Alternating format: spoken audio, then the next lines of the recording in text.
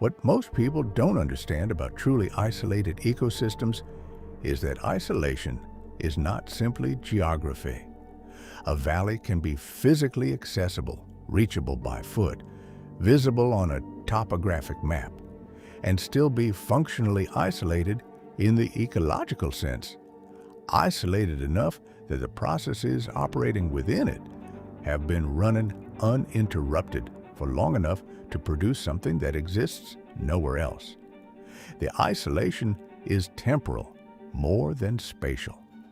The valley has been left alone long enough that what is inside it has become irreplaceable. I am a botanist specializing in plant community ecology, and I have spent 30 years looking for irreplaceable things. Not for the adventure of discovery. I want to be clear about this because the adventure narrative is what people reach for when they hear this kind of account, and the adventure narrative misrepresents what botanical fieldwork actually is. Botanical fieldwork is slow, repetitive, painstaking, and organized around the accumulation of evidence for claims that the evidence will either support or not. I am a careful and skeptical person, by training and by temperament. What I found in a valley in the Wind River Range of Wyoming in the summer of 2018 was outside my framework of careful botanical evidence, and it took me 3 field seasons to understand it well enough to share it. I am sharing it now because the valley faces a threat, a mineral extraction claim that has been filed on the watershed above it, and the full truth of what is in that valley deserves to be known before any decision about that extraction is made. There is a Bigfoot in the valley. There has been, by my best assessment from the evidence, a Bigfoot in the valley for a very long time. It does not leave, not seasonally, not for extended foraging trips to surrounding terrain, not for any of the movement patterns that the broader evidence from other accounts suggests are typical of these beings. It stays. It has been staying for longer than I can determine and appears to have no intention of leaving. This creature's static existence holds a secret that 3 field seasons finally allowed me to understand. It is not in the valley because it cannot leave. It is in the valley because the valley cannot survive without it. The Wind River Range research came from a discrepancy in the pollen record. I was working on a long-term study of Pleistocene refugia in the central Rocky Mountains, specifically the question of which plant communities had persisted through the glacial maximum in ice-free pockets within what was otherwise glaciated terrain. The pollen record preserved in lake sediments can, with careful analysis, identify which plant species were present in a given area at a given time, and the Wind River Range cores I had been working with contained a persistent anomaly, a suite of species in the pollen record whose modern populations in the surrounding region could not account for the pollen record's composition. Either the modern populations were substantially reduced from what they had been historically, or there was a population source that was not appearing in the standard surveys. I spent the better part of a field season identifying candidate locations that the wind dispersal patterns and the geological history of the range suggested might harbor the anomalous populations. The valley, a northwest-facing pocket approximately 2 miles long and half a mile wide, at an elevation of approximately 8,800 feet, accessible by a 30-year-old mining access track that ended 4 miles from the valley's lower entrance, was the third candidate I surveyed. I found the anomalous populations on the second day of the survey, a plant community of the specific composition that the pollen record had been pointing to. a refugial assemblage of species whose nearest other populations were hundreds of miles away, preserved in this specific valley by the combination of microclimate aspect, soil chemistry, and the complete absence of the grazing pressure that had eliminated them from their historical range everywhere else. I also found, on the second day, the first evidence that I was not the valley's only observant occupant. The evidence was in the plant community itself, which sounds like an unusual place to find evidence of a large animal's presence, but which makes complete sense once you understand how the evidence appeared. The refugial plant community in the Valley's lower section, the ancient wet meadow that contained the most significant of the anomalous populations, showed a disturbance pattern that was inconsistent with the hydrological and atmospheric processes I would expect to be operating in an ungrazed, undisturbed valley at this elevation. The disturbance was in specific areas at irregular intervals, in a configuration that botanical ecologists recognize as the selective maintenance pattern of a community being actively managed against competitive exclusion. In simpler terms, something in the valley was preventing the faster-growing, competitively dominant species from overgrowing the slower-growing refugial species that I had come to study, not by accident, not by the mechanical action of wind or water on the vegetation, but through the specific, selective disturbance of competitive dominant growth in the precise locations where that growth was most threatening to the more vulnerable populations. I documented this across the full extent of the meadow community on day 2, and I spent most of the evening of that day considering what in a valley at 8,800 feet in the Wind River Range could be producing selective vegetation management of this quality. Ungulates at this elevation are seasonal, and ungulate browsing does not produce this selectivity pattern. No rodent species produces vegetation management at this scale. The specific pattern I was seeing required a combination of reach, the ability to selectively access and remove material across a wide area, and discrimination, the ability to choose which plants to disturb and which to leave. On the morning of day 3, I found out what was producing the pattern. The third morning was clear, high-altitude summer clear, with the specific quality of light at 8,800 feet that I always find more beautiful and more cold-feeling simultaneously than any other light in my experience. I was working the meadow's upper boundary, where the wet meadow transitioned to dry meadow and then to the talus and cliff band that formed the valley's western wall. At the base of the cliff band, approximately 400 meters from my camp, was a large figure, standing in the partial shade of the cliff's overhang, in the specific posture of someone who has been in this location long enough that the location is simply where they are. I have spent 30 years in remote terrain. I have encountered bears, moose, mountain lions, and the full suite of Rocky Mountain wildlife in situations ranging from incidental sighting to uncomfortably close approach. I know what large animals look like in the field. I know the difference between animal and human scale. And I know the difference between human scale and what I was looking at across 400 meters of high-altitude meadow. It was not a bear. It was not a person. It was approximately 8 to 9 feet tall, dark, bipedal, and it was doing something that I had to observe for several minutes before I could confidently describe. It was attending to the talus slope above the cliff base, not climbing, not disturbing the talus, attending In the specific, close, selective way that I attend to a plant community, I am trying to understand. Moving along the cliff base slowly, pausing, making contact with specific elements of the slope at intervals. I sat down in the meadow grass. I did not reach for my camera.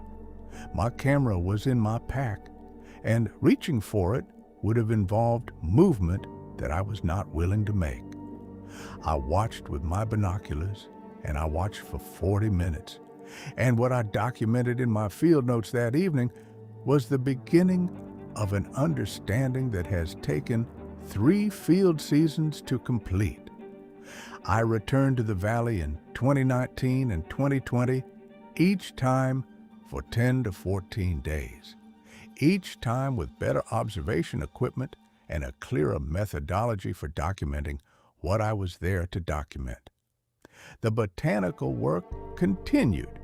It was, from the institutional funding perspective, the reason for the return visits, and the documentation of the refugial plant community across 3 seasons produced findings that I have subsequently published in peer-reviewed form, and that constitute the formal scientific record of this valley's significance.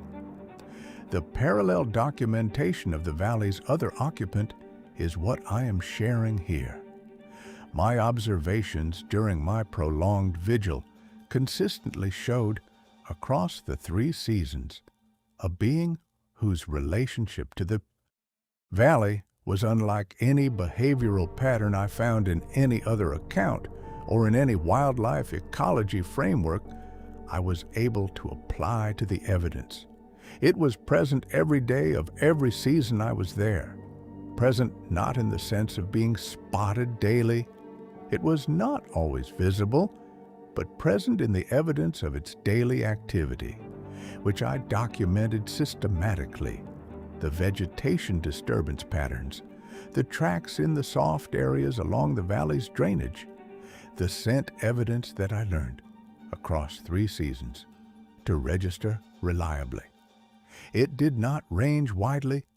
The tracks distributed across 3 seasons of careful documentation described a territory that was entirely contained within the valley.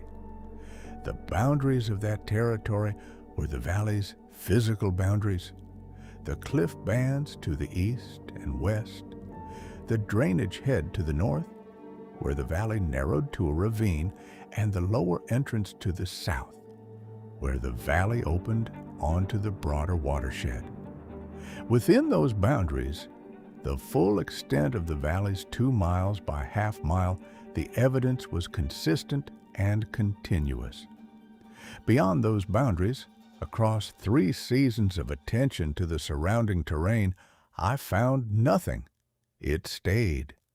In the specific sense that a being stays in a place when that place is not simply where it lives, but what it is responsible for.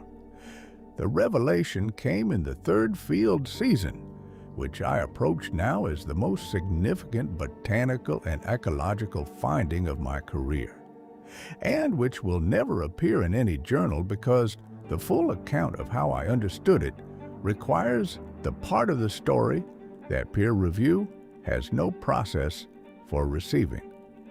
In the summer of 2020, I completed a full vegetation survey of the valley that allowed me to map the refugial plant community in relation to the disturbance patterns I had been documenting across 3 seasons.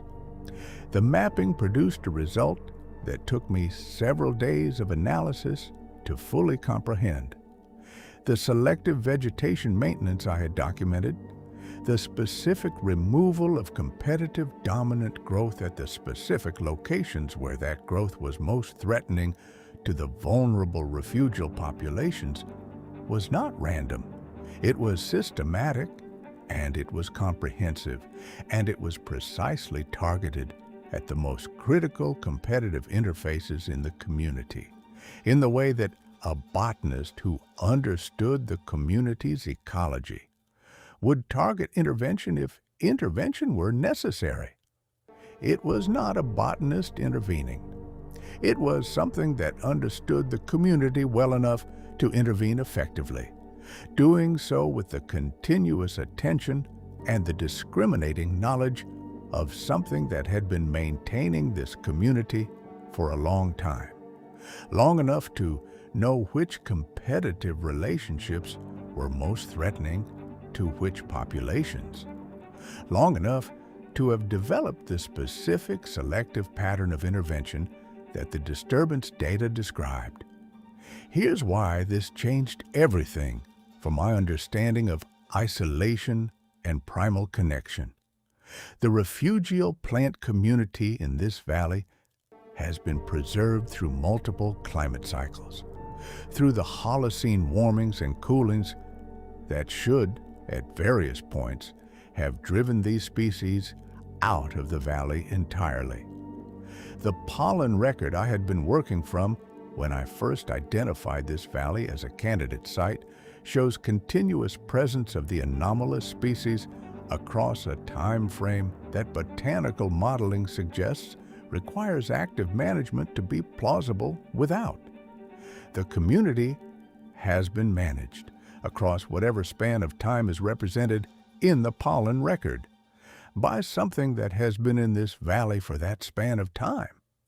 The Bigfoot in the valley is not the valley's most recent occupant. It is the valley's oldest, and its continuous presence is not separate from the refugial plant community's continuous presence.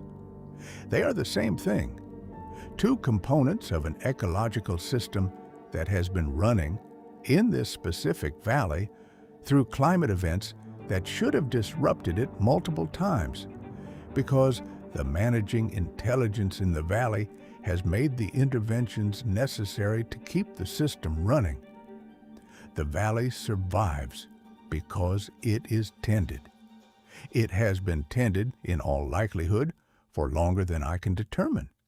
And the thing doing the tending never leaves because the valley cannot survive without it.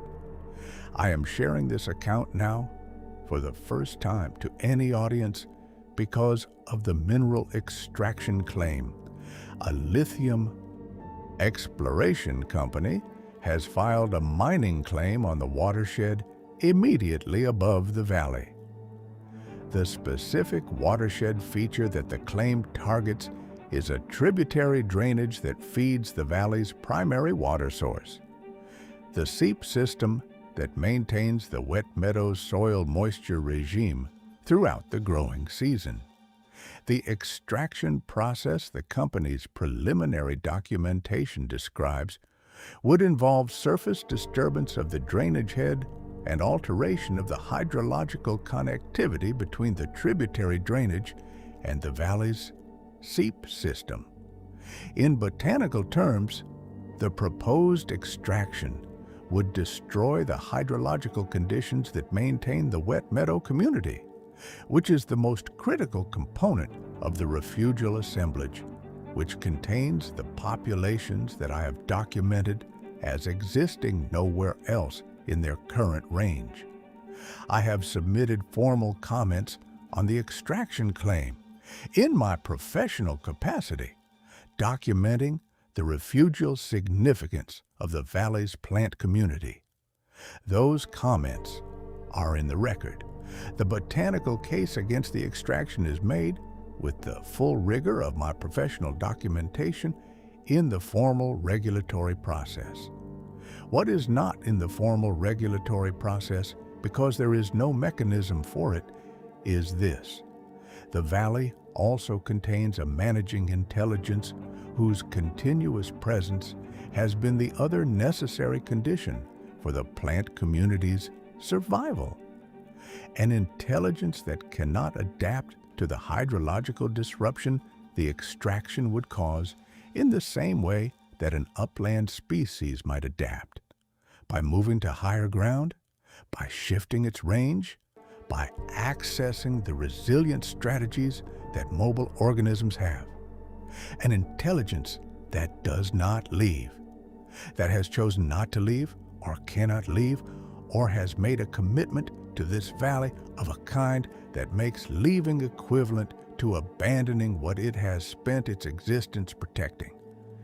If the extraction proceeds and the wet meadow community fails, the valley loses what has made it a refugium. And if the valley loses what has made it a refugium, the intelligence that has been maintaining that refugium loses the thing it has been maintaining. What happens to a being of this depth of connection when the place it is connected to is destroyed is not a question I can answer. I only know that the connection is real, that it is ancient, that it is the most profound instance of ecological stewardship I have encountered in 30 years of studying plant communities, and that our institutional framework for evaluating the proposed extraction has no mechanism for accounting for it. I am asking you to account for it in whatever way is available to you, wherever you are, with whatever influence you have over the decisions that determine what survives in our natural world. Account for it. The hidden valley is real. The being that tends it is real, and the reason it never leaves is the most important ecological truth I have found in 30 years of looking for the irreplaceable.